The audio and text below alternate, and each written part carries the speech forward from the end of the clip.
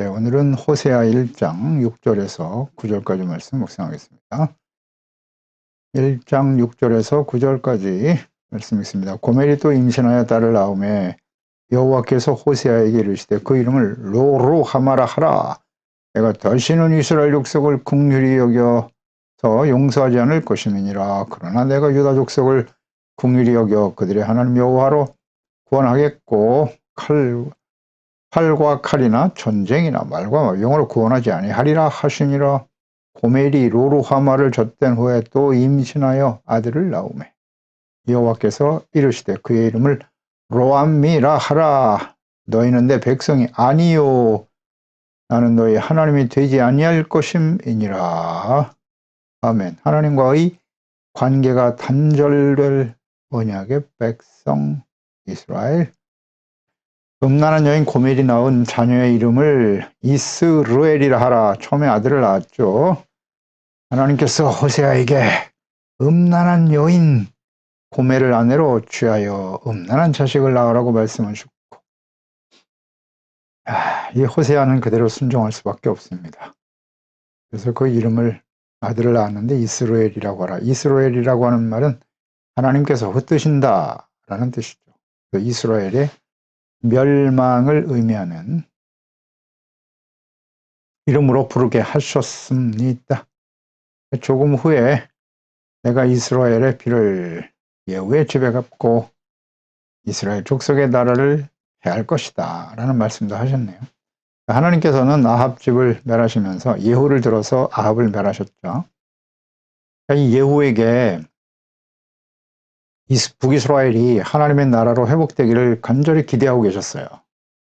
그런데 예후가 왕이 된 이후 바알을 따르는 자들을 다 멸절시켰는데 여로보암이 결국 금송아지 우상을 섬기는 일에선 벗어나지 못하게 되었더라. 그러니까 유다의 예루살렘 성전에서 하나님을 예배하고 섬기는 일은 절대 받아들일 수 없었다는 것이죠. 여로보암이 열지파를 이끌고 나갔을 때 가장 심각한 문제가 절기만 되면 예루살렘에 있는 성전에 내려가서 자신을 따르는 열지파, 하나님의 백성이니까 당연히 예배를 드려야 하죠. 이걸 도저히 용납할 수가 없었던 거예요. 그래서 국경을 차단하고 우리는 이제 예루살렘으로 갈 필요가 없다. 그래서 세운 것이 금송아지 우상입니다. 우상입니다. 하나님의 성전을 따로 세우든지 있을 수 없는 일이었지만 자신의 권력과 나라를 지키기 위해서 우상을 세웠던 것인데 예후가 왕이 되고 나니까 역시 마찬가지죠. 그래서 금송아지 우상을 버릴 수 없었다는 것은 자신의 권력, 자신의 왕이 되는 권력, 자신 자손 대대로 왕의 권력을 이어주고 싶은 그 욕망을 버리지 못했다는 것이죠. 그래서 하나님께서는 내 자손 4대까지만 왕이 될 것이다 라는 말씀을 하셨죠. 그에 대해서 하나님께서 반드시 이스라엘에 대해 심판하실 것이다 라는 말씀을 하셨고요. 그래서 6절에 고멜이 임신하여 그 다음 딸을 낳았어요. 딸을 낳았는데 호세아에게 이르되 그 이름을 로루하마라 하라. 이스라엘 족속을 더 이상 긍휼히 여기지 않을 것이다 라는 의미인데요. 첫째 아들은 이스루엘이잖아요. 터버리신다는 의미였고, 둘째는 딸을 낳았는데 로루하마라. 그러니까 로라고 하는 말은 절대 무엇이 아니다 라는 의미를 가진 말이고요. 루하마는 자녀에 대한 아버지의 사랑을 의미하는 거예요. 자식을 향한 아버지의 사랑이 루하마입니다. 루하마이니까 절대 하나님의 사랑이 주어지지 않는다 라는 의미겠죠. 하나님 아버지께서 이스라엘을 더 이상 사랑하지 않으실 것이다 라는 말씀이에요. 그런 의미를 가진 이름을 붙이라고 하셨으니까 이스라엘이 장차 그렇게 될 것이라는 거죠. 자, 우리 여기서 생각하게 되죠. 하나님의 사랑은 영원한 사랑 아닙니까? 하나님은 영원한 사랑이 하나님 아니신가요? 근데 하나님의 사랑도 변하시는가? 사랑이라고 하는 것은 그 의미가 뭐냐? 고린도전서 13장에 잘 나와 있죠. 아가페. 그 사랑은 아가페에서 하나님의 사랑인데 이 사랑은 오래 참는 거예요. 그리고 모든 것을 참고 모든 것을 바라며 모든 것을 견디고 믿어주는 거, 이게 바로 사랑이라고 하셨어요. 하나님의 사랑은 끝까지 참으셔야 되는 거 아닌가? 그러나 이 사랑의 특성 중에 하나, 우린 간과해서는 안 될 게 뭐냐면 사랑은 불의를 사랑하지 않아요. 불의를 좋아하지 않아요. 기뻐하지 않는다고요. 불의를 기뻐하지 아니하는 것이 사랑이에요. 그러니까 불의를 행하고 악을 행하는데도 그대로 방치하고 내버려 두는 것이 하나님의 사랑이 아닙니다. 그래서 하나님께서는 그들이 하나님의 자녀 백성들, 사랑하는 자녀 백성들이 악을 버리고 하나님께 돌아오도록 의롭고 거룩한 하나님의 백성으로 회복되기를 위해서 끊임없이 하나님의 말씀을 보내시고 선지자들을 보내시고 회개하고 돌아오기를 기다리고 계시지만 이게 사랑이잖아요. 오래 참고 기다리시는 거. 그러나 끝까지 돌이키지 않으면 내가 다시는 이스라엘 족속을 긍휼히 여겨서 용서하지 않을 것이다 라는 말씀을 하시는 거예요. 그러니까 오래 참으시는 사랑, 긍휼히 여기시고 용서하시는 사랑을 더 이상 베풀지 않으실 것이다 라는 의미이죠. 하나님이 더 이상 베풀지 않으시겠다, 사랑을. 굉장히 심각한 문제죠. 그럼 어떤 일이 벌어지죠? 징계와 연단으로 이어지게 되는 거예요. 아주 버리시는 것이 아니라 환난과 징계를 통해서 죄와 불의를 철저히 버리고 정결하고 깨끗한 영과 마음으로 오직 하나님을 사랑하고 말씀에 순종하는 거룩한 백성과 자녀들이 되도록 또 다른 사랑을 보여주시는 것이죠. 징계와 연단이 하나님의 사랑이에요. 완전하지 못한 하나님의 자녀들에 대한 징계와 환난과 연단은 하나님의 소망이고 사랑이에요. 환난은 인내를, 인내는 연단을, 연단은 소망을 이룬다.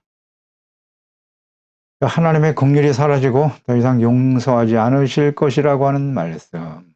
하나님의 백성들이 마음이 완악하여 더 이상 회개하고 하나님께로 돌아올 의도가 없음을 확인하실 때 내리시는 결정이에요. 더 이상 긍휼과 용서를 하지 않을 것이다. 회개하고 돌이켜 용서를 하죠. 회개할 의도 자체가 없는데. 이런 것을 우리는 고범죄라고 하는 거예요. 하나님의 백성들. 불신자들은 고범죄에 해당하지 않아요. 하나님의 자녀와 백성들, 말씀을 알고 하나님을 아는 사람들이 돌이키지 않을 때 의도가 없어. 전혀 회개하지 않아. 그래서 용서받을 수가 없는 겁니다. 그래서 짐짓죄, 고범죄는 속죄할 제사가 없다라는 의미예요. 회개하면 언제든지 용서해 주세요. 회개를 안 한다는 뜻이에요. 이러한 일들이 하나님의 백성들과 자녀들에게 큰 교훈이 되어야 하는 것입니다. 이 하나님을 알아야죠.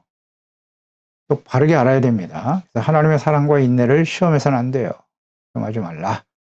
이런 하나님의 속성을 깨닫지 못하고 교훈을 얻지 못하는 하나님의 백성들, 북이스라엘이 하나님의 긍휼이 사라진 후에 멸망의 길을 갔던 것과 같이 남쪽 유다 역시 같은 길을 가고 말았죠. 예레미야 21장 7절에 예레미야 선지자를 통해서 외치고 계시죠. 여호와의 말씀이니라. 그 후에 내가 유다 왕 시드기야와 그의 신하들과 백성과 및 이 성읍에서 전염병에 칼과 기근에서 남은 자들을 바벨론의 느부갓네살 왕의 손과 그들의 원수의 손과 그들의 생명을 찾는 자의 손에 넘길 것이다. 그가 칼날로 그들을 치되 측은히 여기지 아니하며 긍휼히 여기지 아니하며 불쌍히 여기지 아니하리라 하였나니라. 보세요. 유다도 똑같이 이스라엘처럼 지금 호세아 선지자를 보내서 마지막 아수르에서 멸망을 당하는 그 순간에 하셨던 말씀과 같잖아요. 긍휼히 여기지 아니하며 불쌍히 여기지 아니할 것이라고. 호세아 말씀을 주의 깊게 듣고 묵상하고 바르게 가르쳐 교훈을 얻었다면 어땠을까요? 내가 너희를 돌아오기만 하면 널리 용서하실 것이라고 끊임없이 예레미야 선지자를 통해서 외치셨어요. 무지하고 완악한 하나님의 백성들. 예레미야 선지자는 40여 년 동안 외쳤다고요. 돌아오라고. 외쳤어요. 예수님이 직접 이 땅에 오셨잖아요. 하나님이 약속하신 대로 그리스도께서 오셨어요. 하나님이 사람의 모습으로 그 아들을 보내셨는데 끊임없이 하나님의 말씀을 가르치시고 증거하셨죠. 수많은 기사와 이적을 보여주시면서 예수님은 단순한 사람이 아니야. 하나님의 아들 그리스도이심을 증거하셨으나 그들은 거부하고 십자가에 못 박아 죽였습니다. 너무 완악하죠. 돌이킬 수 있는 기회를 충분히 주셨는데 돌아오지 않아. 그러니 하나님께서 또다시 그들을 로마에 의해서 멸망을 당하게 하시고 흩어지게 하시는 거예요. 이스라엘이 되는 거예요. 온 세상에 흩어져 난민이 돼요. 2000년 동안 살지 않습니까? 안타깝죠. 돌이키질 않아요. 그러면 이 시대를 생각해 보세요. 예수님의 재림과 창세 이후에 이와 같은 환란이 없을 것이라고 말씀하신 요한계시록의 심판이 임박한 시대를 지금 우리가 살아가고 있죠. 이 시대를 살아가는 하나님의 백성들, 하나님의 자녀들, 이스라엘의 하나님, 이스라엘과 하나님의 자녀인 그리스도인들. 이스라엘은 1948년에 하나님이 그 나라를 회복시켜 주셨어요. 지금 알리아 운동이 일어나서 온 세계에 흩어진 유대인들이 예루살렘, 이스라엘로 모이고 있죠. 모여들고 있습니다. 그리고 이방인 중에 구원받은 그리스도인들이 이 시대를 살고 있는데요. 이들은 과연 하나님께로 말씀으로 돌아올까요? 돌아올까요? 교훈을 어디에? 이 교훈을 얻지 못하면 또다시 그 길을 가는 거예요. 호세아 선지자를 통해 주셨던 이 하나님을 바르게 알았다면, 바르게 가르쳤다면 유다가 그 길을 가지 않았을 텐데 말이죠. 하나님의 아들 그리스도를 보냈을 때 그렇게 무참하게 예수님을 십자가에 못 박아버리는 유대인들이 아니더라도 예수님은 십자가를 지셨을 거예요.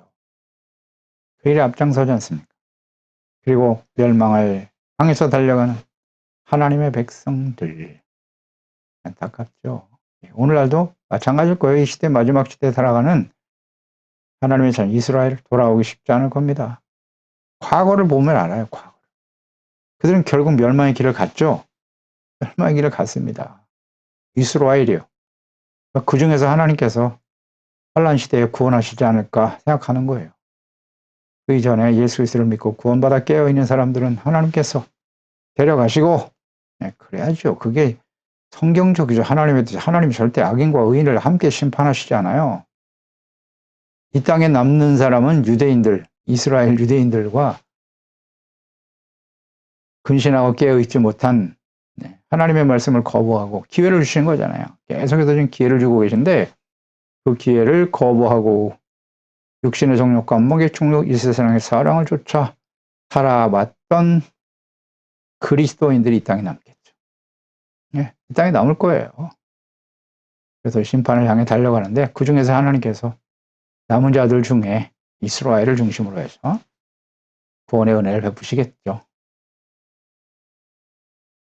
7절에 그러나 내가 유다 족속을 긍휼히 여겨 그들의 하나님 여호와로 구원하겠고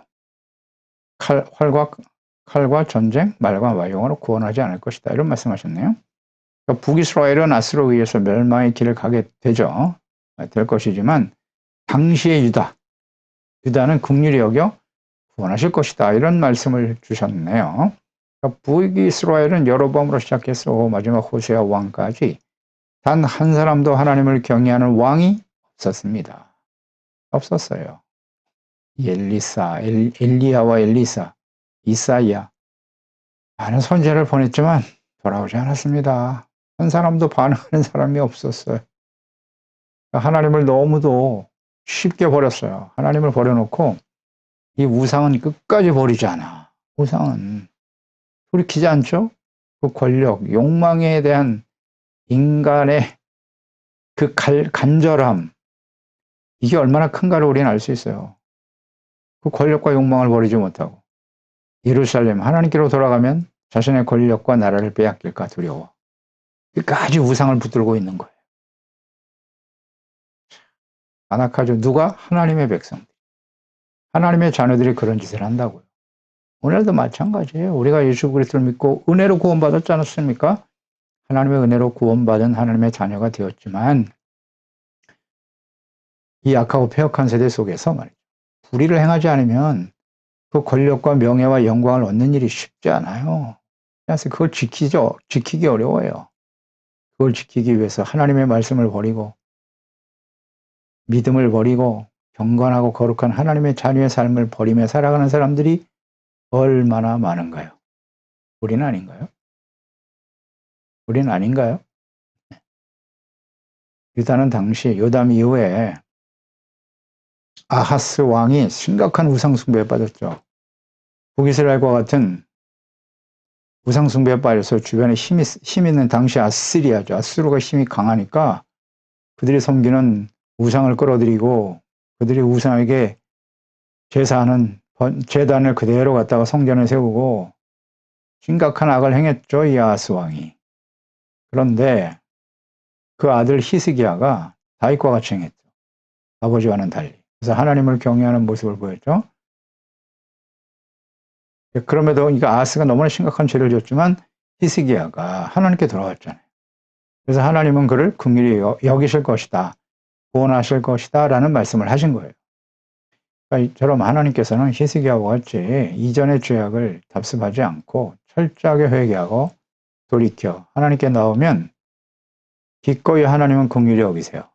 그리고 용서, 구원을 베푸시는 사랑의 하나님이심을 잘 보여주고 있는 겁니다. 이 하나님을 성경 속에서 우리는 분명히 깨닫게 되지 않습니까? 하나님께서는 결코 그의 백성들이 심판을 받는 걸 원치 않으세요. 절대로. 하나님은 그러나 공의 하나님이시기 때문에 죄를 그대로 간과하실 수도 없어요. 그래서 하나님은 죄를 깨닫게 하시는 거고 말씀을 보내사 성전과 제사를 왜 주셨느냐 말이에요. 하나님께서. 율법과 성전, 제사법 무슨 연결성이 있는지를 잘 알아야 돼요. 오늘날 우리가 왜 하나님께 나가서 예배를 드려야 하는지, 개인적으로 하나님의 말씀을 묵상하고 기도해야 하는지를 잘 생각해 보세요. 왜 필요한 것입니까? 예배가. 하나님의 말씀을 듣고 죄를 깨닫는 거잖아요. 깨닫고. 속죄 제사. 제사는 속죄 의미가 있는 거예요. 그 죄사함 받고 용서보다 하나님과 화목되어지는 거죠. 의의를 회복하는 것이고. 그게 제사와 예배 아닌가요? 언제든지 회개하면 하나님이 용서해 주세요. 자비와 긍휼을 원하시는 분이세요. 하나님의 사람. 다윗의 깨달음과 고백. 시편 103편이죠. 8절에 여호와는 긍휼이 많으시고 은혜로우시며 노하기를 더디하신다. 인자하심이 풍부하시다. 자주 경책하지 아니하시며 노를 영원히 품지 아니하시리로다. 우리의 죄를 따라 우리를 처벌하지 아니하시며 놀라운 은혜를 깨달았어요. 우리의 죄악을 따라 우리에게 그대로 갚지 아니하셨으니 이는 하늘이 땅에서 높은 같이 그를 경외하는 자에게 그의 인자하심이 크심이로다. 동이 서에서 먼 것 같이 우리의 죄과를 우리에게서 멀리 옮기셨도다. 할렐루야. 하나님은 정확하게 알고 있죠. 하나님은 회개하는 자를 긍휼히 여기시는 거예요. 은혜와 자비로 대하세요. 용서해 주시고 그 죄를 멀리 하시고 다시는 기억지 아니하시는 분이 하나님이시로다. 그래서 다윗은 자신의 죄를 책망받았을 때 그 자리에서 무릎 꿇고 회개하지 않습니까? 그러면 사는 거예요. 다윗이 심각한 죄를 졌죠. 살인죄, 간음죄, 죽어 마땅한 죄입니다. 그런데 하나님 회개하니까 용서해 주시잖아요. 활과 칼이나 전쟁, 말과 어병으로 구원하지 않을 것이다. 히스기야 때문에 하나님께서는 자비와 공의를 유다에게는 베푸실 거라고 하신 거예요. 구원을 허락하셨는데 전쟁, 활, 전쟁, 말과 마병, 즉 군사력으로 이기게 하시는 게 아니라고 분명히 말씀하시네요. 전쟁은 여호와께 속한 것이라는 것 항상 생각해야 해요. 하나님이 싸워주실 때 승리할 수 있는 겁니다. 이것은 모든 하나님의 자녀들, 그리스도인들의 영적 싸움에 그대로 적용되는 거예요. 영적 싸움은 세상에서 경제, 군사적인 세상에서 명예와 권력과 힘을 가져야 이기는 게 아니에요. 크고 화려한 교회를 짓고 많은 성도들이 모여야 이기는 싸움이 아닌 거예요. 어떻게 이겨야 되는지를 잘 생각해야죠. 하나님이 함께 하실 때 이기는 거예요.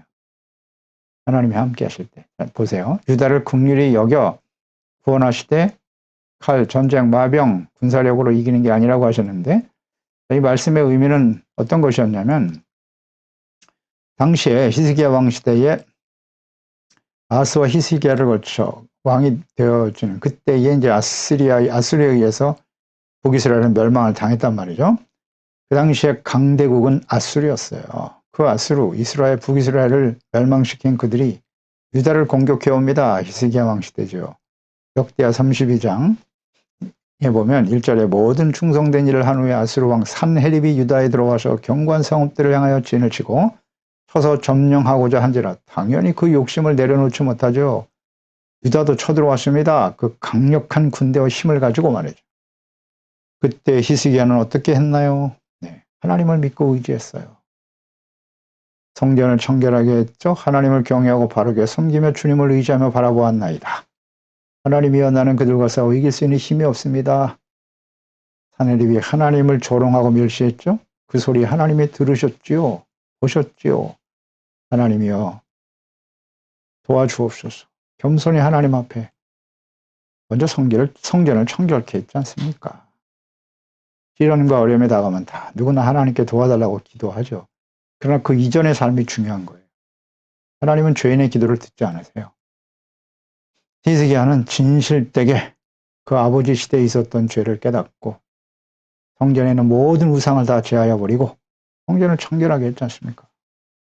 그리고 하나님 앞에 기도했어요. 그때 하나님이 싸워주셨어요. 이 말씀이 그대로 이루어졌죠. 32장 21절에 보면 여호와께서 한 천사를 보내셨어요. 아수르 왕의 진영에서 모든 큰 용사와 대장의 지휘관들을 멸하셨다.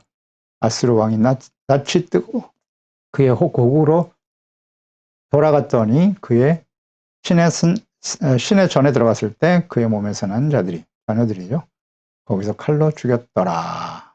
이 상황을 열왕기하 19장 35절에는 이 밤에 여호와의 사자가 천사죠.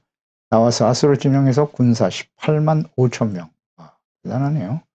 아침에 일찍 일어나 보니 다 송장이 되었더라. 이렇게 기록하고 있죠. 그러니까 오늘 본문 말씀이 그대로 성취된 거 아닙니까? 언제나 그래요. 하나님의 예언의 말씀은 반드시 성취됩니다. 칼과 활, 마병과 군사로 이긴 게 아니다. 무슨 뜻인지 잘 몰랐겠죠.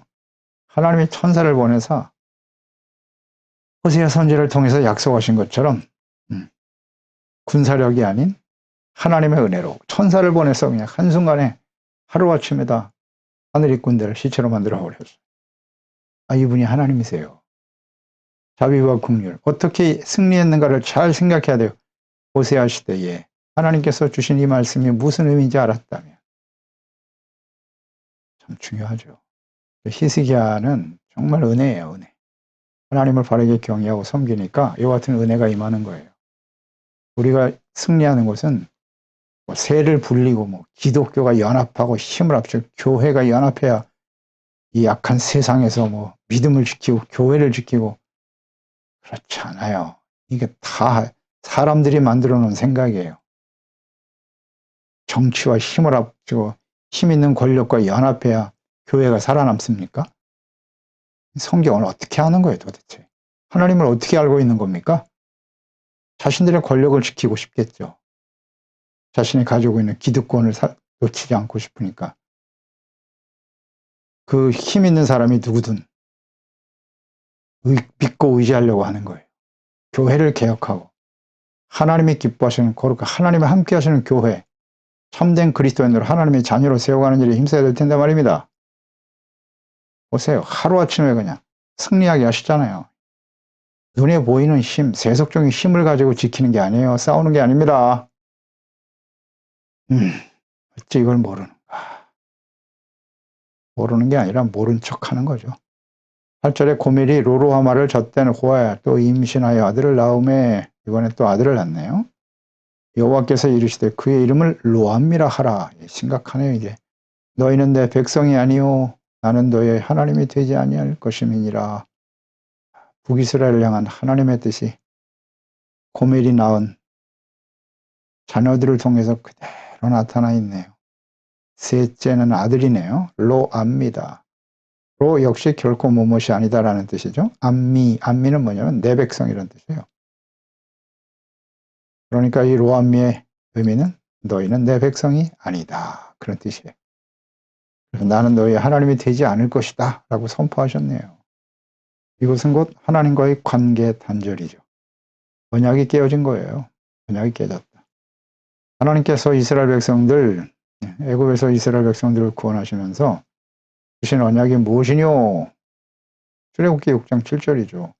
너희를 내 백성으로 삼고 나는 너희 하나님이 되리니 나는 애굽 사람의 무거운 짐 밑에서 너희를 빼낸 너희의 하나님 여호와인 줄 너희가 알지니라.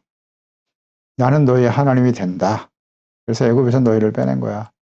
나는 너희 하나님 여호와야. 너희는 내 백성이고. 약속이잖아요. 출애굽기 19장 5절 6절에도 보면 세계가 다 내게 속하였는데 너희가 내 말을 잘 듣고 조건절이에요. 내 언약을 지키면 조건절. 너희는 모든 민족 중에서 내 소유가 되겠고 너희가 내게 대하여 제사장 나라가 될 것이고 거룩한 백성, 성민이죠. 너는 이 말을 이스라엘 자손에게 전해라. 이게 하나님 뜻이에요. 약속이잖아요. 언약이죠. 애굽에서 구원받은 하나님의 백성들에게 주신 약속이고 언약이에요. 예레미야로 가볼까요? 11장 4절에 보면 이 언약은 내가 너희 조상들을 쇠풀무 애굽 땅에서 이끌어낸 날에 그들에게 명령한 것이다. 보세요. 출애굽기 6장 19장에서 우리가 묵상했죠. 내가 이르기를 너희는 내 목소리를 순종하고 나의 모든 명령을 따라 행하라. 그리하면 조건절. 너희는 내 백성이 되겠고 나는 너희 하나님이 되리라. 아멘. 이게 하나님의 뜻이에요. 조건절 청종이에요. 듣고 순종하면 어떤 결과? 나는 너희 하나님이 되고 너희는 내 백성이 되는 거예요. 하나님의 언약, 이 약속은 하나님의 뜻은 절대 변하지 않아요. 이스라엘을 향하신 하나님의 뜻. 이것은 예수 그리스도 안에서 우리에게 주어지는 언약으로 이어지는 거죠. 새 언약이잖아요. 이제 이 하나님, 나는 너희 하나님이 되고 너희는 내 백성과 자녀가 되는 이 언약은 이제는 엔 그리스도, 그리스도 안에서만 이루어지는 거예요. 그게 새 언약이잖아요. 하나님의 아들이 직접 오셔서 십자가에 죽으시고 부활하심으로 우리의 모든 죄를 용서하시고 하나님과의 관계가 화목되게 하시고 하나님의 자녀가 되게 하셨도다. 할렐루야. 애굽에서 이스라엘 백성들이 구원받은 것도 은혜로 구원받은 것이고 은혜죠. 자신들이 한 일은 아무것도 없어요. 구원을 위해서 그들이 한 일은 없습니다. 그 다음 마찬가지예요. 예수 그리스도 안에서 구원받은 우린 역시 마찬가지. 그리스도로 말미암아 구원받는 것이지 우리가 할 수 있는 일은 없어요. 은혜로 받는 거예요. 구원은. 그러나 그 이후에 그리하면이 중요하잖아요. 하나님의 말씀을 듣고 지켜 순종하면. 그럼 구약의 백성들은 하나님의 말씀을 듣고 순종해야 되고 신약의 구원받은 하나님의 자녀들은 하나님의 말씀을 지키지 않아도 되는 겁니까? 이렇게 가르치면 안 돼요. 성경을 모르는 겁니다. 하나님을 모르는 거예요. 율법을 지켜 의에 이르는 게 아니에요. 애굽에서 구원받은 게 먼저라고요. 은혜로 구원받았고 그 이후에 율법을 주셨잖아요. 그리고 성전도 주셨고 제사도 주셨지 않습니까? 율법은 죄를 깨닫게 하는 거예요. 그래서 성전에 나가서 동물의 피를 흘려 죄사함 받고 용서받아 의롭고 거룩한 하나님의 백성이 되도록 하라고. 그게 하나님의 뜻이고 이건 변하지 않죠. 옛날에는 동물의 제사를 드렸으나 이제 하나님의 아들이 직접 십자가에 화목제물이 되어 주셨지 않습니까? 방법이 달라진 거예요. 구약은 그림자고 신약은 실체이신 그리스도가 직접 오셔서 행하신 일이잖아요. 그 의미를 잘 생각해야죠. 뭐 신약 시대는 구원받았으니까 아무렇게나 살아도 된다고요? 성경을 모르는 거예요. 하나님을 모르는 겁니다. 그렇게 가르치면 안 돼요. 구원은 은혜로 받았을 때 이 구원은 과거 완료가 아니에요. 계속 성화되어져야 하는 거예요. 과거에도 마찬가지였고요. 성화되어져 가는 거예요. 하나님은 죄를 용서하시는 분이에요. 죄를 깨닫고 회개. 그래서 심령이 가난한 자가 복이 있는 거고 애통하는 자, 자기 죄 때문에 회개하고 눈물을 흘리는 사람이 복이고 온유, 순종이잖아요. 의를 생명처럼 소중하게 여기는 사람이 복이도다. 이런 사람들이 어떻다고요? 하나님의 나라가 최고시다. 아멘이죠. 이걸 모르면 안 됩니다. 이게 성경 전체에 나타난 하나님의 뜻이 아주 단순 명료하죠. 하나님의 백성들이 이렇게 오랫동안 하나님이 기다리셨는데 끝까지 돌아오지 않아. 우상을 버리지 않고. 그럼 어떻게 되는 거예요? 하나님의 연애의 관계가 끊어질 것이라고 말씀하잖아요. 난 더 이상 너의 하나님이 될 수 없어. 너희는 내 백성이 아니야. 그러니까 이스라엘에게 이 선포는 이스라엘에게 더 이상 소망이 없다는 거예요. 소망이 없어. 하나님과의 관계가 끊어지는 것, 이게 바로 저주예요.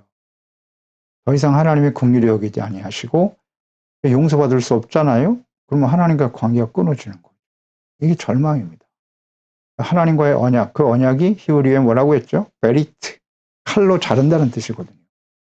하나님께서는 변함이 없으세요. 그 언약을 신실하게 지키는 분이시지만 하나님의 말씀과 명령을 불순종하고 돌이키지 않으면, 회개하고 용서받는 일을 하지 않으면 이 언약, 이 약속의 관계가 깨어지는 거예요. 이것은 곧 하나님과의 관계 단절을 의미하는 거예요. 처음 사람 아담과 하와로부터 시작된 겁니다. 하나님이 그렇게 지으셨어요. 아담과 하와, 너 동산에 있는 모든 것은 내 임의로 해도 돼. 다 먹어도 되고, 그러나 한 가지 이 약속을 지켜라. 동산 중앙에 있는 선악을 알게 하는 나무의 열매는 먹지 마. 너 그거 먹으면 죽는다. 하나님이 정하신 법이잖아요. 명령이고요. 그런데 그 언약을 깨뜨렸잖아요. 선악을 알게 하는 나무의 열매를 따먹었어요. 아담과 하와가 먹고 그것을 아담에게 주었고. 그리고 그때부터 두려워하기 시작했죠. 죄를 지으니까 두려움이 찾아오는 거예요. 그러니까 하나님을 피하죠. 멀리하고. 하나님이 찾아오시잖아요. 아담아, 내가 먹었니? 그 자리에서 회개했으면 됐잖아요.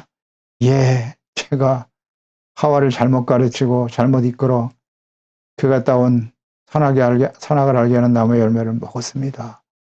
저와 하와를 용서해 주시옵소서. 그렇게 진실한 마음으로 회개했다면 어떻게 됐을까요? 당연히 용서해 주셨겠죠. 그런데 하나님이 만들어주신 저 하와 때문에 내가 죄를 졌잖아요. 왜 하와를 만들어주셨냐는 거예요. 이런. 죄를 전가시키는 거예요. 하와는 또 뱀이 그랬다고. 왜 에덴 동산에 뱀을 만들어주셔가지고 범죄하게 만들었나요? 자기가 죄를 지은 것에 대해서는 진실한 회개를 하지 않고 자꾸 전가시킨다. 그러니까 어떻게 돼요? 그래? 기회를 놓쳤구나. 그래서 결국 약속대로 하나님은 그 말씀하신 바를 반드시 이루시는 분이시지 않습니까? 그래서 사망이 찾아오게 된 것이고 에덴에서 쫓겨나요. 하나님과의 관계가 단절되고 말았죠. 이분이 하나님이세요. 이 하나님을 똑바로 알아야 합니다. 하나님은 죄에 대해서는 반드시 심판하시는 분이세요. 하나님 말씀대로 그게 공의입니다. 공의. 하나님의 공의는 변하지 않아요. 그러니까 심판을 원치 않으시는 하나님은 찾아오시잖아요. 내가 먹었니? 먹었다고 해야죠. 잘못했습니다, 하나님. 그 얘기하면 언제든지 용서해 주세요. 용서해 주세요. 그걸 안 하죠. 자꾸 죄를 전가하고 핑계대고 합리화시키고 그게 바로 하나님과의 관계의 단절을 이끌어내는 거예요. 원인이 되는 겁니다. 하나님과 단절되면 어떻게 되는 거예요? 그냥 자기 힘으로 사는 거죠. 바로 저주가 찾아왔죠? 에덴에서 쫓겨나니까 저 땅이 저주를 받게 되는 거고 수고하고 땀 흘리며 자기 힘으로 살아가게 되는 거예요. 그냥 자기 힘으로 살다가 지쳐 쓰러져 넘어지고 절망과 좌절 속에 영원한 사망이 떨어지는 존재 아담과 하와의 후손들이죠. 좀 자기가 성공하고 말이죠. 부와 명예를 얻으면 교만 방자해지는 거고 바벨탑을 쌓지 않습니까? 자신의 힘으로 하나님께 도전해 보겠다고. 이것이 하나님과 관계가 단절된 사람들의 모습이에요. 그것이 모든 시대에 계속됐고 오늘 역시 마찬가지. 하나님을 아는 사람은 그렇게 교만할 수가 없어요. 그 성경은 하나님과 단절된 사람들을 구원하시기 위해서 그들을 회복시키기 위해서 끊임없이 사랑하시는 하나님과 또 하나님께 등을 돌리고 죄와 사망을 향해 달려가는 하나님의 백성들, 하나님의 형상으로 지음받은 특히 하나님의 언약의 백성들 끝까지 하나님께 등을 돌려요. 아주 완악하죠. 교만하고 그들을 구원하시려고는 하나님의 사랑의 이야기입니다. 이제 마지막 심판이 임박한 시대를 우리가 살아가고 있습니다. 이 시대 그리스도인들은 하나님의 마음과 뜻을 깊이 우리의 마음속에 교훈을 얻고 새겨야 돼요. 이 호세아에게 주셨던 이 말씀이 유다에게도 이어졌고 모든 시대에 이어졌어요. 오늘날도 마찬가지. 하나님은 우리 하나님이 되시고 우리는 그의 말씀을 지켜 순종하고 따르는 하나님의 자녀가 되기를 원하세요. 요한계시록 21장 7절에 모든 심판을 마치시고 새 예루살렘을 보여주시면서 주신 말씀이죠. 21장 7절에 이기는 자는 이것들을 상속으로 받으리라. 나는 그의 하나님이 되고 그는 내 아들이 되리라. 아멘입니다.